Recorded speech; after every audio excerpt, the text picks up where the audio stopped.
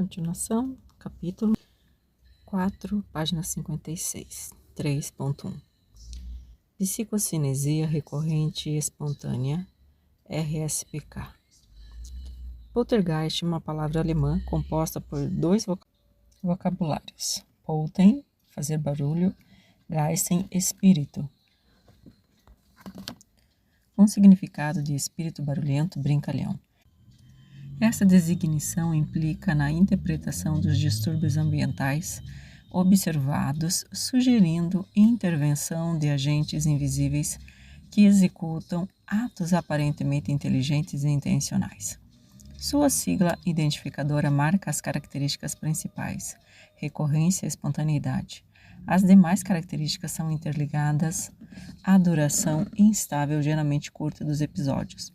Faz com que seja um fenômeno de difícil observação. Sua atividade pode durar horas, dias, meses e raramente anos, mas tem vida variável pelos levantamentos feitos de 1 dia a 6 anos, sendo de 2 a 3 meses de maior incidência de duração. Surge inesperadamente e pode desaparecer por algum tempo ou cessar completamente. Pode tornar a se manifestar de modo menos turbulento, repetindo assim o ciclo como um possível terceiro episódio quase inexpressivo. De sua forma recorrente de comportamento, podem surgir alguns modelos ditados pelo inconsciente. Entre os sinais constantes da maioria das manifestações, os sons de percussão dão início, seguido geralmente por movimentação de objetos. Os ruídos localizados sem causa aparente, REPs, sons explosivos, desmaterialização, danificação, materialização, aporte de objetos, parapicorregenia, combustão espontânea paranormal, distúrbio de aparelhamento elétrico, luzes, flechas, calor ou frio excessivo, chuvas de pedras ou quedas de objetos com velocidade e trajetórias irregulares, flutuantes, ondeantes, sinuosa, rotativa e até mesmo em zigue-zague. E uns poucos episódios envolvendo invasão de insetos, teleportação de pessoas ou vazamento de água. As manifestações tanto podem se direcionar a certos objetos como a determinados locais, determinado quarto ou sala, determinada gaveta, determinado lustre, etc. O parapsicólogo deve ser cauteloso por se basear nos testemunhos pessoais. Os estudos indicam a intervenção psicodinâmica inconsciente do epicentro, foco do poltergeist, comumente atribuída a jovens adolescentes em processos de repressão de hostilidade, e sugerem que, descartada a fraude, há geralmente conflitos interpessoais envolvidos. Mostram também que as tensões surgem de um contexto cujos integrantes têm a sua parcela de responsabilidade sobre as ocorrências. Estas unidas podem inconscientemente direcionar a energia acumulada, expulsando-a em forma de agressividade para com o ambiente que é violentamente alterado. O fenômeno pode surgir a alguma necessidade da família, o que pode fazer com que dure mais tempo. No que diz respeito à influência do observador, ponto tão debatido pelos pesquisadores, parece não haver uma influência definida. Mesmo no caso em que o investigador parece inibir as manifestações no período inicial, observa-se depois que na continuidade pode até mesmo reforçá-las. Quanto às multidões, sabe-se que inibem o fenômeno. Similaridades básicas se podem notar nos diversos casos levantados. Sugere fortemente um processo energético de natureza sexual. Algumas características variam de acordo com as características psicológicas e sociais do sujeito foco. Sabe-se que sua manifestação depende da presença de uma pessoa, foco no fenômeno ou epicentro, cujo papel, embora não esclarecido definitivamente, discute a eficácia da pesquisa atual comparada às predecessoras, pois é muito maior a incidência de flagrantes de fraudes nos últimos estudos que nos anteriores. Se impõe aos demais, já que poucas ocorrências registram a permanência de atividade após seu afastamento no local do evento. A conclusão de que partilha a maioria dos investigadores é que o comportamento do fenômeno reflete o comportamento familiar. Assim, o aconselhamento aplicado à dinâmica de uma família acaba por alterar todo o curso dos distúrbios. É muito pouco frequente a incidência de aparições ou de alucinações nesse tipo de manifestação.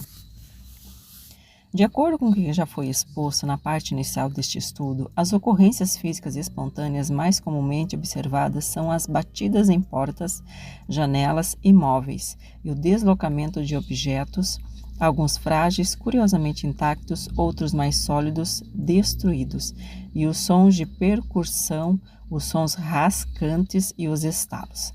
Também presentes, embora menos repetidas, são as manifestações seguintes: os bombardeios externos de pedras, que algumas vezes parecem formar em pleno ar e outras desaparecer ao tocar o solo.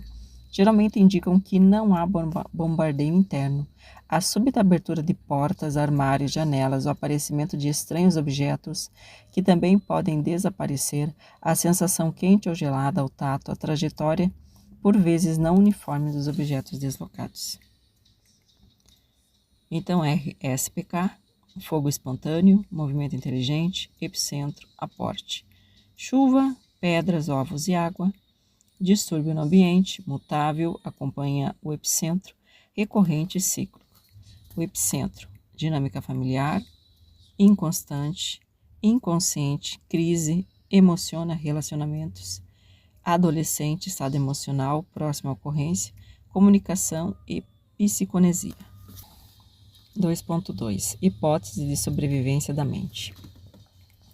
Ainda sem resultados conclusivos, a hipótese de sobrevivência da mente apoia-se na ideia da continuação da vida após a morte do corpo físico. É o mais antigo motivo de estudo dos fenômenos paranormais. O problema com esse tipo de pesquisa é que, mesmo que os dados sejam confiáveis, não importando o que a possa considerar indício relevante, todas as investigações conduzem inevitavelmente à hipótese de PSI. Mesmo assim, cada caso deve ser abordado como único a ser pesquisado.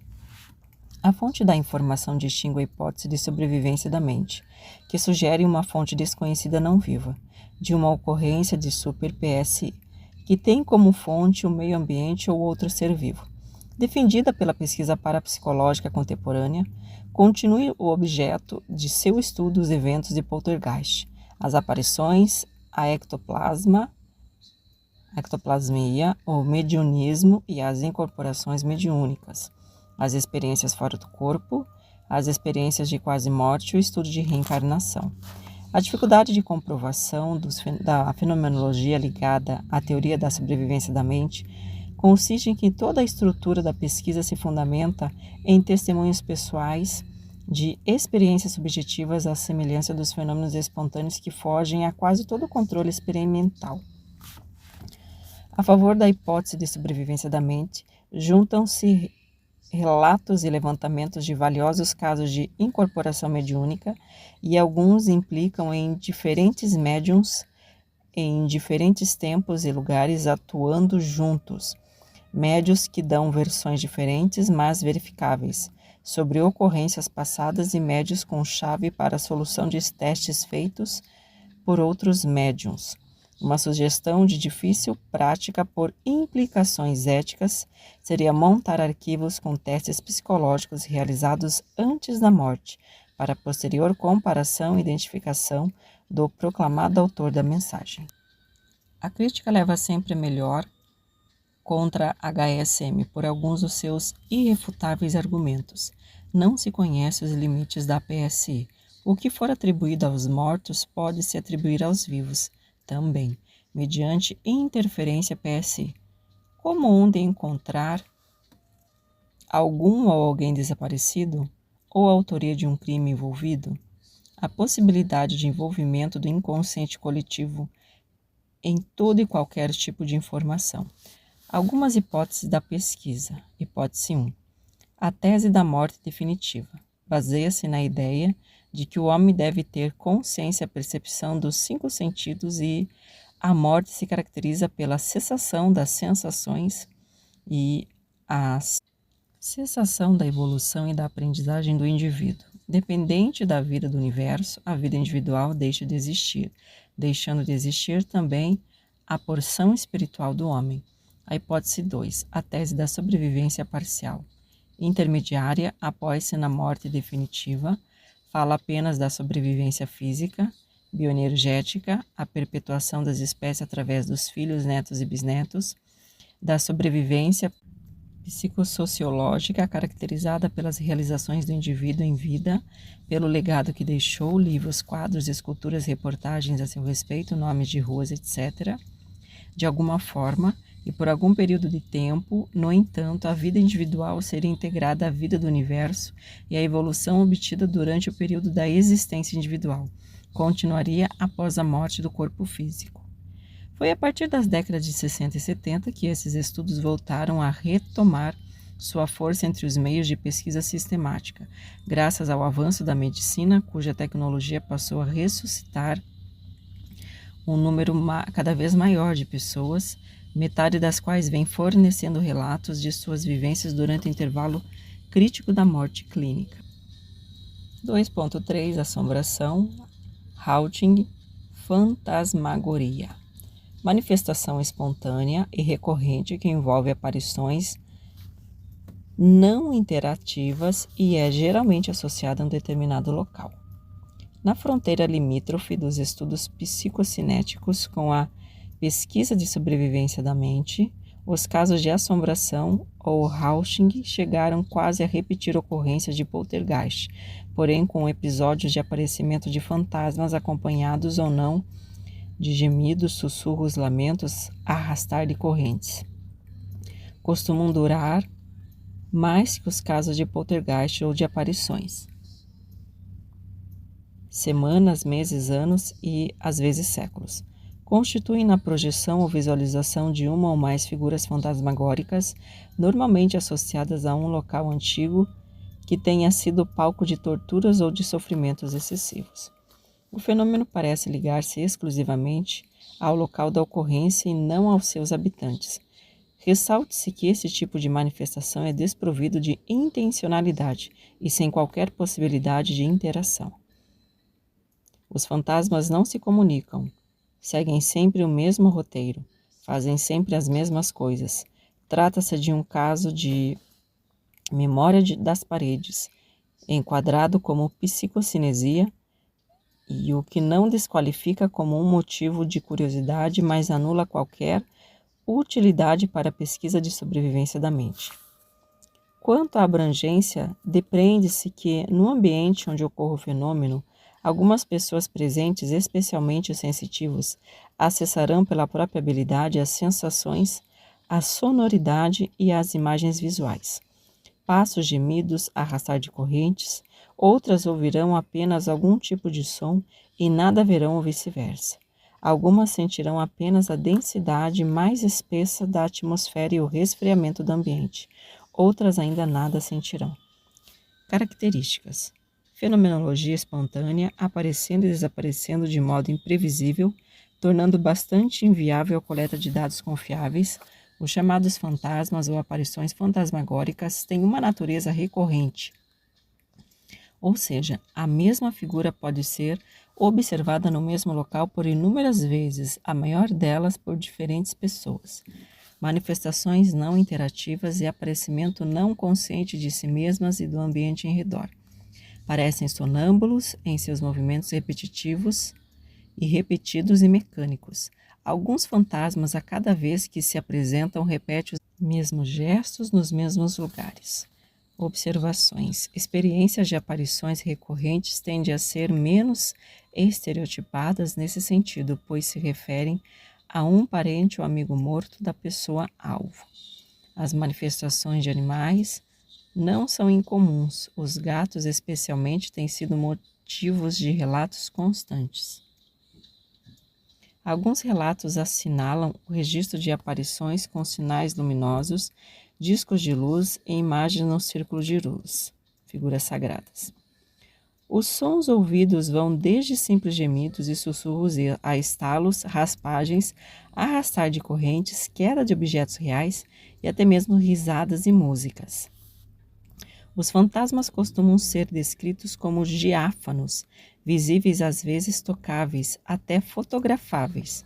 Esses, por serem mais densos, poderiam mesmo, pelos relatos, chegar a mover objetos reais. Pela maioria das descrições, os fantasmas costumam apresentar-se com roupas de época e dão a impressão de estarem envoltos em vapor. Os ambientes onde ocorrem os eventos costumam sofrer súbito esfriamento. O haunting ou assombração é caracterizado por visões não totalmente objetivas e eventuais. Ocorrem esporadicamente por anos e até séculos.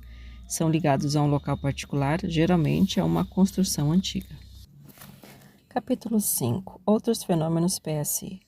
1. Ideoplastia, exteriorização de material ectoplástico brotado pelo paranormal, formando algo. Quando este algo é identificado pelas testemunhas como alma de alguém já falecido, é expressado como materialização de espíritos. 2. Ectocoloplasmia. Esse fenômeno é uma espécie de ectoplasmia, mas não trazendo um ser inteiro, e sim membros de pessoas, animais ou pedaços de objetos. Eis o significado da palavra colo, introduzida na palavra ectoplasmia. Percebe-se aí corpos modificados, transfigurações. Neste caso, a ciência tem mais condições de detectar a relação entre a mente humana e os fenômenos biofísico-químicos. Mas aí a facilidade de fraude é maior. Padre Quevedo, no livro As Forças Físicas da Mente, acusa sem subterfúgio de fraude inúmeros casos de ectocoloplasmia. Enfim, ectocoloplasmia é uma espécie de telergia condensada plasmável exteriorizável formando partes de algum ser. 3.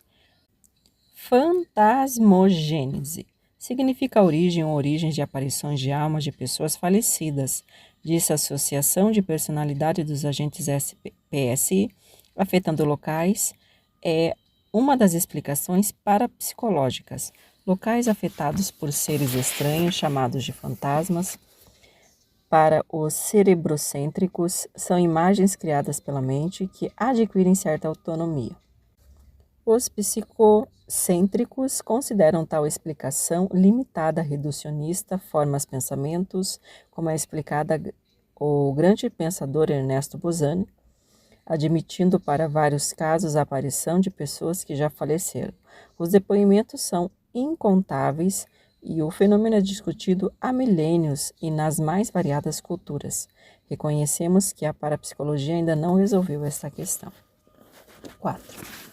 Fotogênese é o aparecimento de luzes no corpo do agente PSI, determinados paranormais, principalmente generosos, caridosos, serenos e sábios.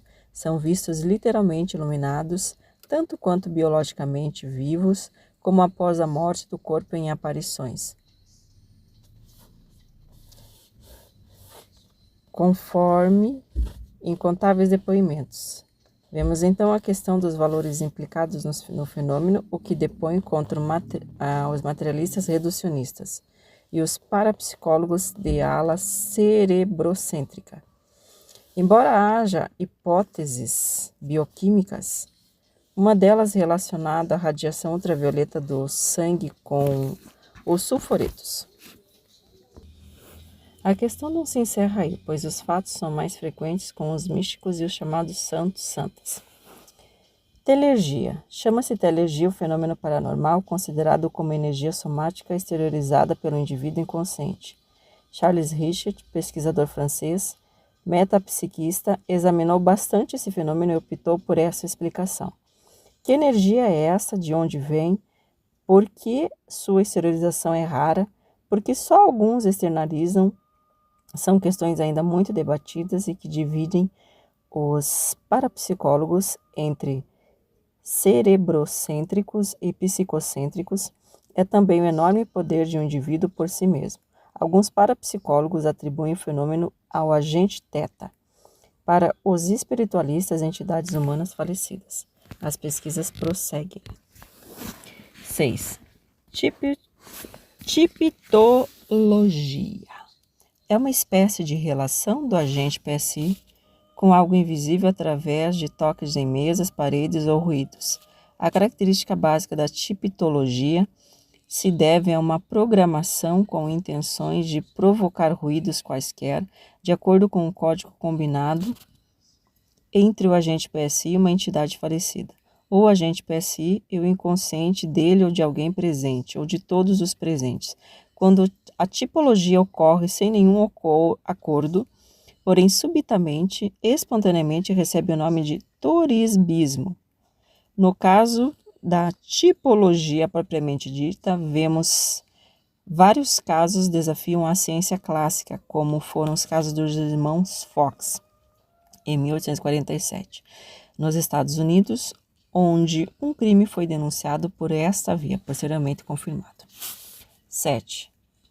Telecinesia é a capacidade do paranormal em movimentar objetos sem tocá-los. As reuniões com os copos, que normalmente começam com as pontas dos dedos sobre eles, se tornam telecinésicas quando ninguém toca mais nem de leve os copos. As mesas que giram é um exemplo marcante da telecinesia, muito praticado na segunda metade do século XIX, principalmente na França. Pianos dançando foram vistos no século XIX, nos Estados Unidos, sendo uma das testemunhas o presidente Lincoln. Mesas saindo do chão, subindo também já foram vistas por vários pesquisadores. Na subida das mesas, nem 5, nem 10, nem 15 homens conseguiram baixá-las. A origem dessas forças tem suas explicações bem disputadas entre a parapsicologia e o espiritismo. E mesmo dentro da parapsicologia, psicocêntricos versus cérebrocêntricos. 8. Levitação. É a capacidade paranormal de se elevar do chão sem a presença nem da ação de nada material, perdurando vários segundos no ar sem cair. É um fenômeno chamado telecinésio pela parapsicologia, que por vezes se estonteia com levitações bem altas e bem demoradas. A extraordinária médium Eusápia Paladino levitava à frente de vários pesquisadores científicos. Daniel Douglas Home também. A levitação desafia as leis científicas e até a própria parapsicologia. Os místicos não vacilam em considerar sagrados tais fenômenos. Os espíritas atribuem o fenômeno à presença de entidades falecidas. Os católicos aceitam quando se trata de santos e santas. Os evangélicos podem considerar como presença de Deus ou do demônio. A verdade é que esse magnífico fenômeno existe. Então, dê vazão a seus dotes, você que está escutando. Ai, a gente vai sair correndo essa leitura, né? 9. Vidência hialoscópica pineal premonitória. Eu só digo assim, que tudo isso é real e realmente está sendo comprovado porque existem muitos outros fenômenos.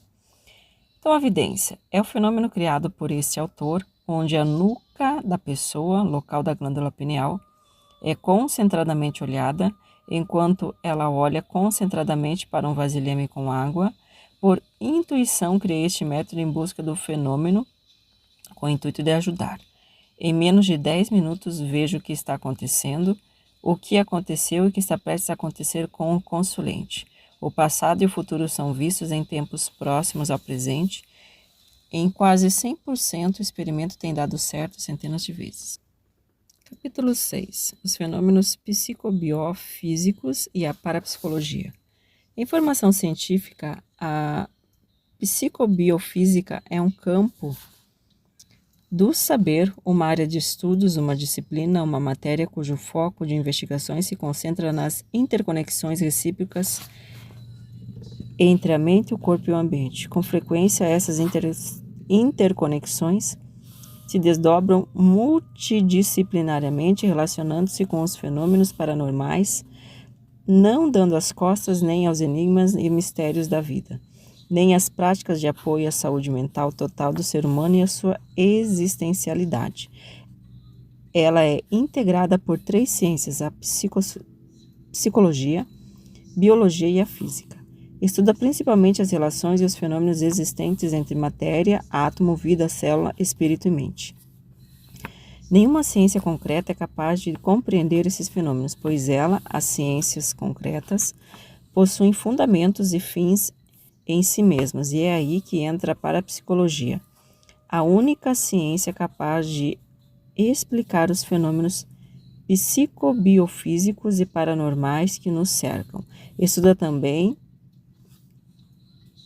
com critérios científicos, a clarividência, a capacidade do agente PSI de ver objetos e seres que não estão materialmente às vistas de ninguém, e a telepatia, por ser paranormal, Esse poder paranormal de captar pensamentos de outras pessoas e seus comportamentos na vida do homem por completo.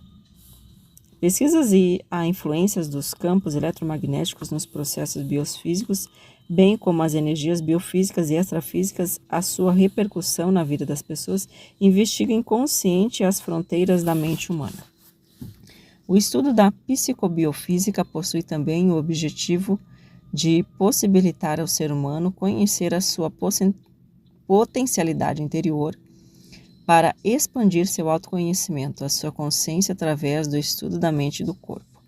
Foi um brasileiro, Hernani Guimarães Andrade, um dos maiores parapsicólogos do Brasil, que conjecturou o surgimento da psicobiofísica como desdobramento da parapsicologia.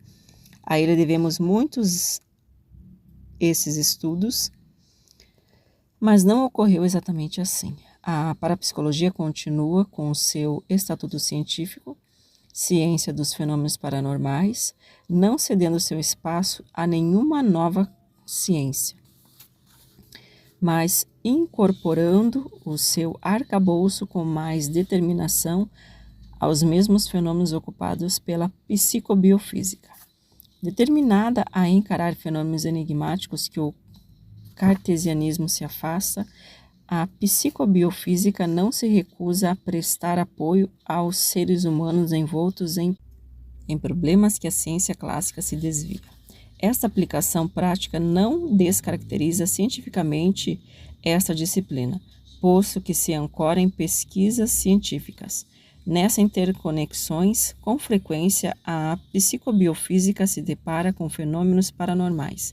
Assim, não só auxilia e é auxiliada pela parapsicologia, porém basicamente se torna um departamento da parapsicologia.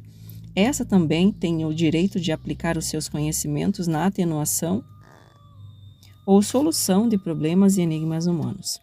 Ao constatar, por exemplo, que a acupuntura é uma prática milenar eficaz, comprovada cientificamente, tanto a parapsicologia como a psicobiofísica pode cada uma utilizá-la a serviço do ser humano em geral. Fenômenos mentais que passaram pelo físico, pelo biológico, pelo cérebro, neocórtex e sinapses, prendem a atenção concentrada da psicobiofísica. Se esses fenômenos mentais escapam à pesquisa ao nível do cartesiano, dificultando os experimentos clássicos até certo ponto, a psicobiofísica cede campo à parapsicologia e este, ao se defrontar com o seu objeto, fenômenos paranormais, já olhou profundamente também para as relações psicobiofísicas. Caso o psicobiofísico abrace também os fenômenos paranormais, torna-se ele um parapsicólogo cerebrocêntrico, que se priorizou o cérebro, e psicocêntrico, se priorizou as questões espirituais. Enquanto cada ciência clássica se separa significativos pedaços de vida para investigá-los, a psicobiofísica abarca relações de fenômenos, o mesmo fazendo a parapsicologia dirigindo-se a essas questões enigmas da paranormalidade. Como se vê, são campos riquíssimos, vastíssimos, não livres de polêmicas epistemológicas, gnesiológicas, até axiológicas, requerendo tantos experimentos como concentrações ontológicas. Psicobiofísica não é o cartesianismo, mas precisa estar com ele familiarizada. Psicobiofísica não é metafísica, mas precisa dela para avançar nos estudos, aprofundá-los, não se tornando mero tecnicismo.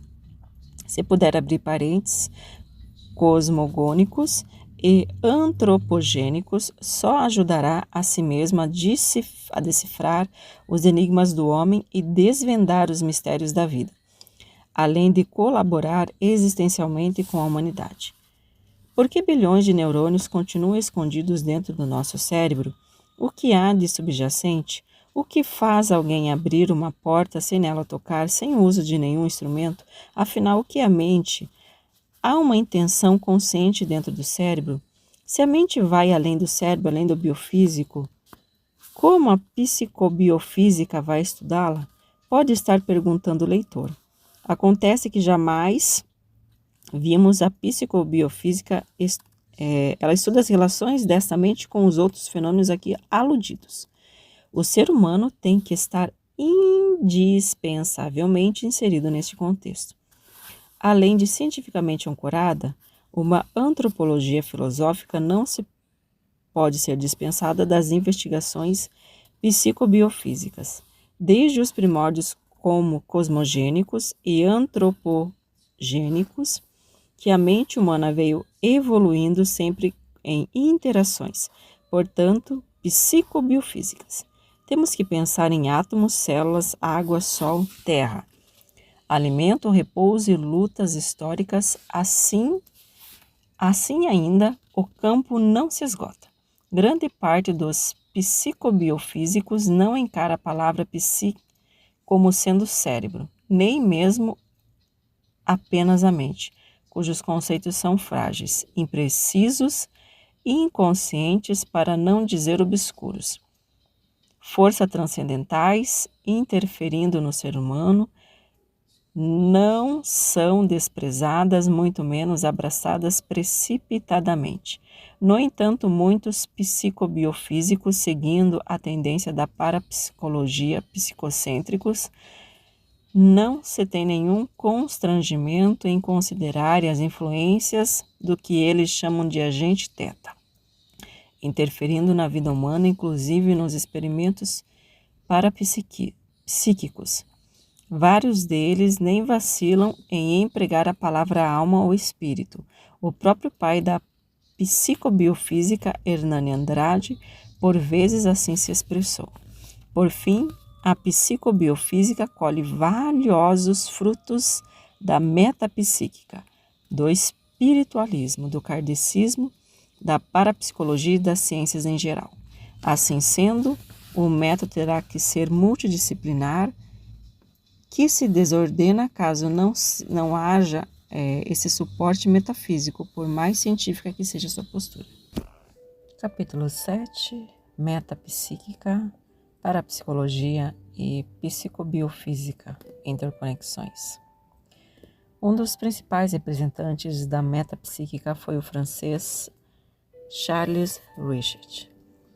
Pesquisar, investigar, observar, duvidar, eis o seu lema. Richet insiste que se busque explicações nas ciências clássicas, bioquímica, mesmo para fenômenos paranormais, ainda que a metodologia clássica não esteja sendo capaz. Ele não despreza os fenômenos paranormais, mas não se dá por satisfeito, mesmo quando os fenômenos se evidenciam às suas vistas. Ele continua questionando.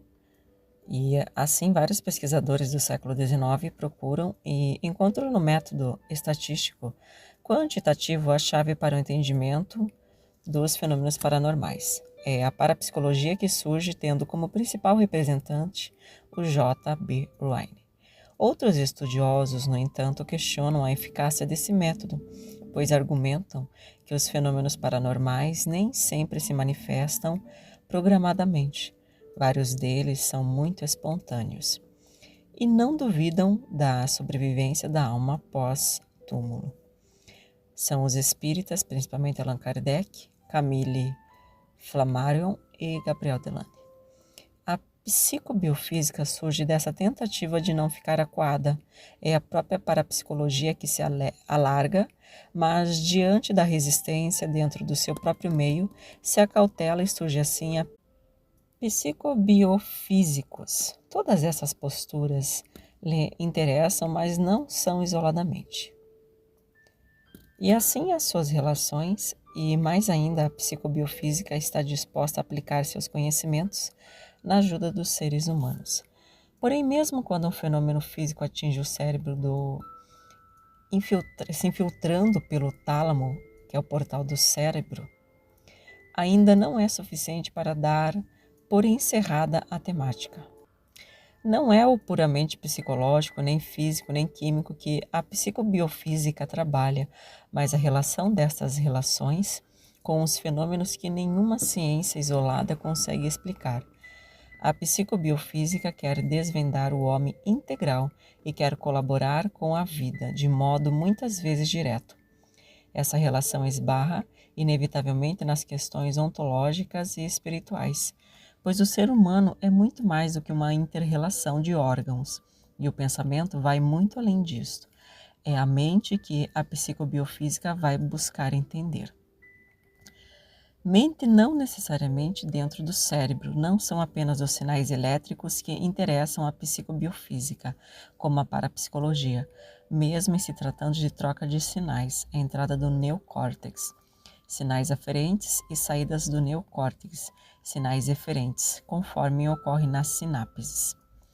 É uma enigmática inteligibilidade e os propósitos que a psicobiofísica desenvolve a sua caçada científica, desdobrando-se por vezes metafisicamente. E é assim que ela se cruza com a metapsíquica e a espiritualidade por vezes. Como não poucos parapsicólogos se conduzem da mesma maneira, inclusive antes de se pensar nesses fenômenos como uma disciplina, assim não é raro o abraço fecundo desses saberes. A pequena diferença é que a parapsicologia se concentra mais em alguns fenômenos, enquanto a psicobiofísica encara as suas portas. Se o método estatístico quantitativo predominante na parapsicologia é comprovado, os psicobiofísicos o abraçam. Em não comprovando, eles se voltam à observação qualitativa da metapsíquica. Se esta falha, eles não se intimidam e voltam a sua atenção atenta e cautelosamente às experiências espiritualistas, sem crendices mais laboratorialmente. Capítulo 8. Propósito ontológico no cérebro ou funcionamento automático. O que interessa para a psicologia? Se os órgãos do corpo humano ordenam casualmente o ser humano a se comportar de maneiras padronizadas, nos casos de sobrevivência, coma e beba água, senão você morre, durma, senão você adoece, fuja do perigo ou contra-ataque, se você tem chance de vencer, ou se houve um projeto metafísico da vida, um programa ou intencionalidade, todas essas questões não vão desnorteando as buscas da parapsicologia, pois o que importa é a verdade comprovada ou convincente ou as verdades exteriorizadas do corpo humano, as verdades ou enigmaticamente introjetadas e simultaneamente externalizadas. O que importa é que os fenômenos insólitos ligados ao ser humano têm que permear todos esses caminhos: natureza, cultura, PSI, corpo biológico, bioquímico, físico, ambiente. Além de tudo isso, vários fenômenos estão na área de enigmas e alguns dos mistérios. A parapsicologia, então, difere aí das ciências clássicas, posto que ela não vai dar as costas ao enigmático, ao misterioso. Pelo contrário, o mundo tem os biólogos, os químicos, os físicos, os psicólogos, os psiquiatras para cuidarem desses departamentos específicos. No caso da psicobiofísica, atendendo às conquistas históricas da parapsicologia, tem as suas candeias acesas em direção aos vagalumes que pululam e se ocultam dentro das cavernas da vida. E embora o olhar seja primeiramente o psicobiofísico, não se trata de um olhar departamental, porém auxilia na decifração. O estudioso, o leitor, não terá prejuízos como futuro parapsicólogo, ao escolher um caminho materialista ou um caminho espiritualista, desde que ele vá além, extrapole a sua própria escolha para pegar no ar a fruta da sabedoria. Decifrar enigmas do homem é o principal escopo tanto da parapsicologia como da psicobiofísica. Se a descoberta das verdades incomoda as posições ideológicas, nada se pode fazer. Item 1. A mente e o desafio da vida. Nosso corpo é uma espécie de local em que os sentidos tocam na campainha. A reação do toque na campainha, um impulso nervoso, podemos dar a este nome um sinal de aferente. Estímulos visuais é um exemplo. Este é o fenômeno biofísico. O impulso nervoso se conecta com outras células em direção à entrada do cérebro, o tálamo. Na entrada do cérebro, Os impulsos vão se espelhando para seus locais adequados, visão, audição. Aparece então a mente nesse cérebro didático. É a tomada de conhecimento da mente sobre algo que ocorre com o corpo. Esse campo é bem explicado pelas ciências clássicas, biologia, psicologia, física e química. A parapsicologia toma conhecimento disto apenas não confundir os fenômenos humanos, pois a mente humana toma conhecimento também de processos que não passaram antes pelo corpo, mas vieram de fora, de algo, de algum lugar enigmático. É a percepção extrasensorial. E os processos também podem se intercruzar, o corpo propiciando por vias da mente o conhecimento de algo fora dele e algo fora do corpo alterando-o. Podemos ilustrar, lembrar o fenômeno da EQM, experiência de quase morte. Esses processos intercruzados não têm todas as suas origens conhecidas. Por vezes ocorrem fenômenos vindo de um local basicamente desconhecido. Um dos nomes dados a esse local é o inconsciente. Vivências escondidas, trancadas num porão do indivíduo, inconsciente individual, freudiano, e vivências escondidas, trancadas num porão da espécie humana desde os seus primórdios, inconsciente coletivo, junguiano. Mas de onde vem essa força que dá sapiência ao inconsciente e vários seres humanos que dela se servem para melhorar a sua vida? É aí que a psicobiofísica, aprendendo principalmente com a parapsicologia e com as chamadas ciências ocultas, paraciências, filosofia esotérica, entra em cena. O que ela não tem dúvida que a mente não é necessariamente o cérebro e vice-versa. Só atento às experiências, experimentos, vivências e reflexões ligadas aos fenômenos extrasensoriais é que cada um de nós pode ir aprendendo o significado da nossa existência e da sua ligação com o mundo, com a vida, com o universo e com os universos ou universos. Capítulo 9. Fenômenos PSI que ocorrem durante uma constelação familiar sistêmica. Os fenômenos PSI que ocorrem durante a realização de uma constelação familiar sistêmica são informações do campo morfogenético acessadas pelo constelador, ajudador familiar sistêmico, conforme segue. A percepção sistêmica. A percepção sistêmica é um fenômeno psicométrico paranormal muito importante no trabalho desenvolvido pelo profissional de ajuda familiar sistêmica. Devemos seguir o fluxo da evolução com a mente aberta, sem preconceito, já que muitos começam a considerar a percepção sistêmica, além de um fenômeno paranormal, também um fenômeno mediúnico. A percepção sistêmica é a faculdade extrasensorial desenvolvida pelo profissional de ajuda familiar sistêmica, onde ele acessa informações provenientes de um campo informacional familiar de uma pessoa específica. Cliente, após se colocar totalmente centrado, sem centramento, não haverá percepção sistêmica, pois a primeira é a condição para a chegada da segunda em um movimento fluente. O centramento e a percepção sistêmica. O centramento se trata de posturas internas desenvolvidas pelos nossos sentidos ordinários.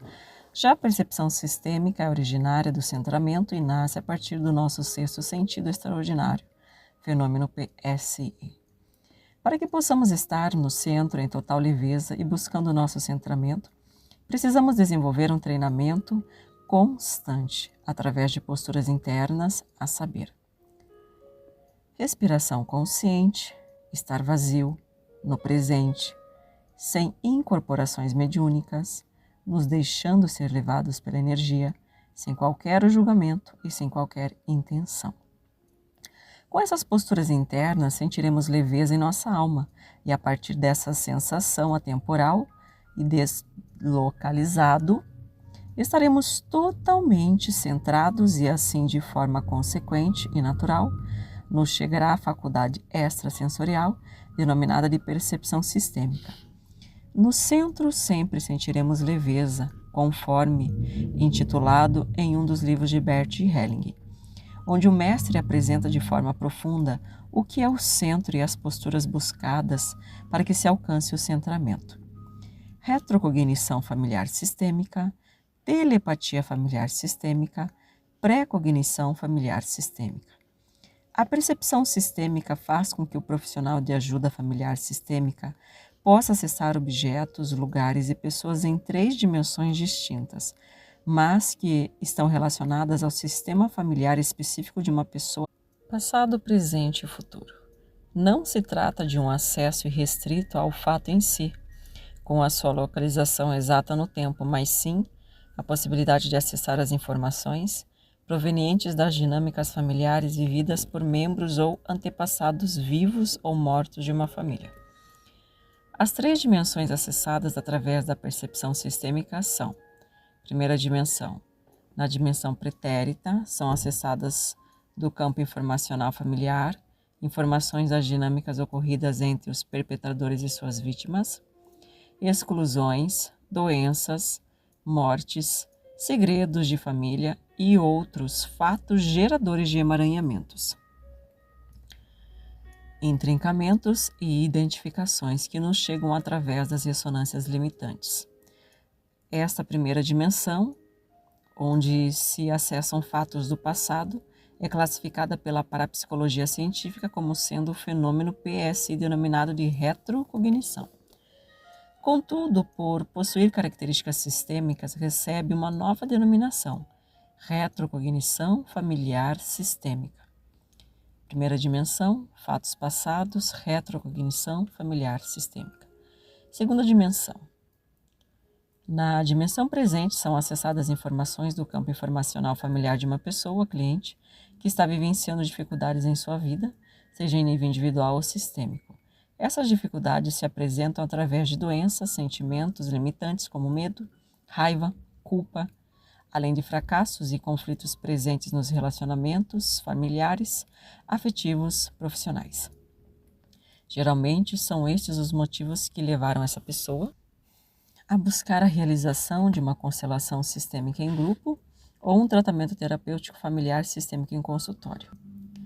Essa segunda dimensão, onde se acessam fatos que estão ocorrendo atualmente na vida de uma pessoa, é classificada pela parapsicologia científica como sendo um fenômeno PSI, denominado de telepatia.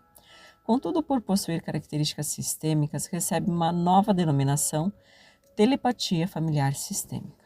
Segunda dimensão, fatos atuais, telepatia familiar sistêmica.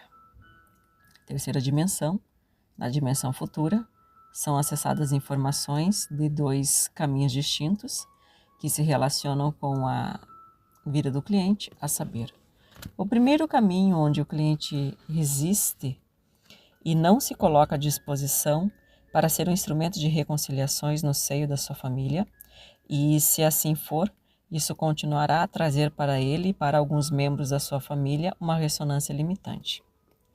O segundo caminho, que será acessado enquanto o cliente se coloca à disposição do seu sistema familiar para ser um grande instrumento de reconciliações.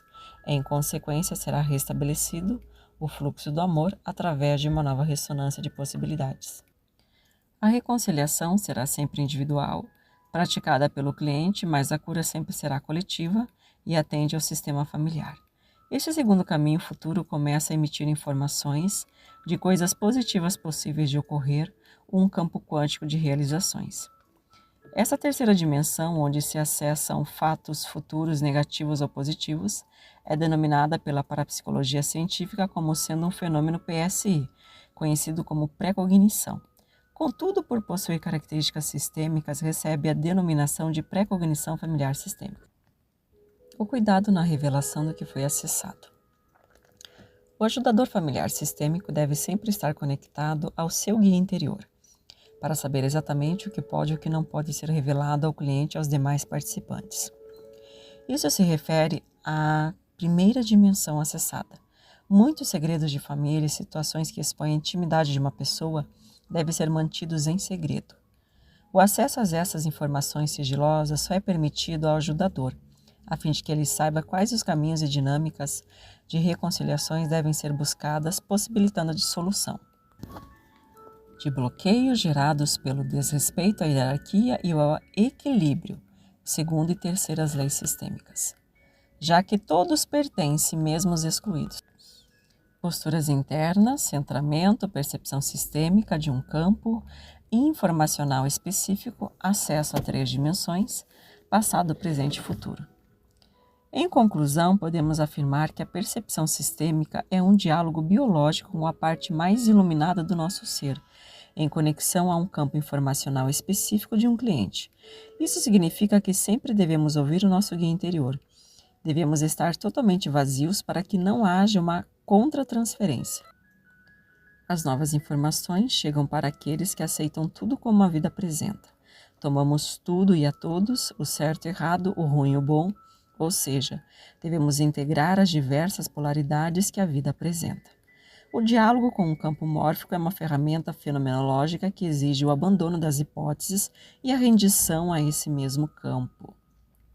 Pede para aceitar que cada vida é única, dirigida pelas forças do amor, a serviço do destino coletivo. Capítulo 10. Evolução da parapsicologia clínica, parapsicologia sistêmica. Conforme definição, a parapsicologia é a ciência que tem como objetivo a comprovação e análise dos fenômenos paranormais, que são à primeira vista inexplicáveis, contudo, apresentam a possibilidade de serem resultados das faculdades humanas. No passado, muitas pessoas vivenciaram algum fenômeno paranormal, muitas vezes considerados e confundidos como sendo algum distúrbio mental, aos quais a psicologia e a medicina não davam conta de tratar, até porque eram confundidos e tratados como se fosse algum transtorno mental. Em muitos casos, o sistema de crenças religiosas também causavam muitas dificuldades para aqueles que vivenciavam alguns fenômenos PSI, pois eram consideradas pessoas amaldiçoadas ou dominadas por espíritos, já que previam algum acontecimento ruim ou tragédia. Desta forma, surgiu a necessidade que um profissional especializado pudesse ajudar essas pessoas, identificando o fenômeno e elucidando a ela e para a família, que não se tratava de espíritos malignos, e sim um dom paranormal que fazia parte da faculdade humana, o fenômeno PSI. Com esse procedimento, poderia ajudar o paciente a restabelecer seu equilíbrio de vida, aceitação em relação ao seu dom, pois não se tratava de uma pessoa doente nem possuída. Assim surgiu a parapsicologia clínica, que se trata de uma especialização da parapsicologia científica, porém com um foco em tratar as pessoas de forma terapêutica, não somente aqueles que vivenciassem um fenômeno PSI em desequilíbrio, mas também a incidência de diversas outras psicopatologias, além de inúmeras outras dificuldades apresentadas nas relações humanas. Dessa forma surgiu a parapsicologia clínica, que é um processo terapêutico que utiliza as ferramentas terapêuticas, técnicas como hipnose, regressão de memória, reprogramação mental, PNL, terapias de vidas passadas e relaxamento físico e mental. Essas técnicas possuem resultados eficazes na resolução de questões psíquicas, emocionais, energéticas e transcendentais. Com a chegada dos conhecimentos provenientes das leis sistêmicas de Bert Hellinger, houve mais uma grande evolução na parapsicologia, pois percebeu-se que muitas famílias também sofriam consequências quando um dos seus membros estavam acometidas por algum transtorno mental, como a esquizofrenia, ou mesmo quando um membro da família tinha a costumeira vivência de um fenômeno PSI em desequilíbrio, pois mediunidade sem equilíbrio é igual a uma loucura. Assim, o professor Euclides, experiente parapsicólogo clínico e também constelador familiar sistêmico, em seu trabalho começou a perceber que o atendimento dispensado pela parapsicologia clínica não era completo, pois o foco estava apenas no cliente e não olhava para o sistema familiar do mesmo. E a partir daí, com base em estudos profundos e nas percepções sistêmicas advindas dos seus atendimentos terapêuticos, chegou-se à conclusão que havia necessidade de incluir as leis sistêmicas em seus atendimentos de forma harmoniosa. Visto que a constelação familiar sistêmica é uma filosofia com abordagem terapêutica. Com o sucesso advindo dos inúmeros atendimentos terapêuticos realizados junto ao Instituto Namaskar, com esta nova visão, foi sendo idealizado pelo professor Euclides a parapsicologia sistêmica, através de um método possuidor de um protocolo, mas também pela oficialização e reconhecimento fornecido pelo MEC, perpetrado pela Portaria número 10 de 2021. Além disso, o professor Euclides publicou 2 livros apresentando todo o método, procedimentos e protocolo, acompanhado de farta teoria com base na ciência, que são os manuais, o Manual do Ajudador Familiar Sistêmico 1 e o Manual do Ajudador Familiar Sistêmico 2. Em definição, a parapsicologia sistêmica é a evolução eficiente da antiga parapsicologia clínica, criada em apoio à medicina oficial e tendo algumas das suas ferramentas terapêuticas já reconhecidas pelo SUS, como as práticas integrativas, através das suas diversas portarias. Em decorrência da necessidade de criar soluções e processos de curas coletivas que contemplassem também o sistema familiar do cliente, foram chegando novas percepções que deram ensejo à criação de um novo método de terapia. A parapsicologia sistêmica teve como base a união harmoniosa das ferramentas utilizadas pela tradicional parapsicologia clínica, porém recriadas com uma nova abordagem familiar sistêmica, como foi o caso da hipnoterapia sistêmica. A parapsicologia sistêmica teve sua base nas leis sistêmicas de Bert Helling e foi estruturada no conjunto de teses de anímico-analítica. A hipnoterapia sistêmica foi apresentada no livro Manual do Ajudador Familiar Sistêmico 1 e 2 e se completa neste compêndio apostilado.